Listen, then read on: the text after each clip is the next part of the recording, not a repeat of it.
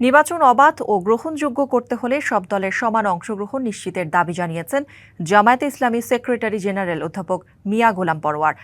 এছাড়া অবৈধ অস্ত্র উদ্ধার, কেন্দ্র দখল ও ভোট কারচুপি রোধে কেন্দ্রগুলোতে সিসি ক্যামেরা বসানোর আহ্বান জানান তিনি। দুপুরে খুলনা প্রেস ক্লাবে বিএনপি চেয়ারপারসন বেগম খালেদা জিয়ার স্মরণে নাগরিক শোক সভা শেষে সাংবাদিকদের তিনি এসব কথা বলেন। এ সময় তিনি সুষ্ঠু ও গ্রহণযোগ্য নির্বাচনের লক্ষ্যে প্রধান নির্বাচন কমিশনার সহ প্রশাসনের কর্মকর্তাদের যথাযথ দায়িত্ব পালনের আহ্বান জানান। বিগত সময়ে নির্বাচনের দায়িত্ব পালনকারীদের পরিণতির কথাও মনে করিয়ে দেন জামায়াতের সেক্রেটারি।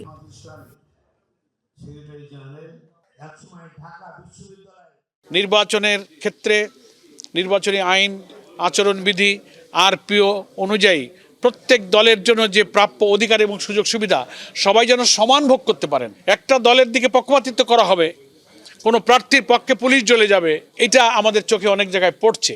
আমরা ইন দি মিন টাইম এটা গভর্নমেন্টের অ্যাটেনশন ড্র করেছি। এটাকে লেভেল প্লেইং ফিল্ড বলে না। হ্যাসেল ফ্রি জীবনের smart company Walton home and kitchen appliance.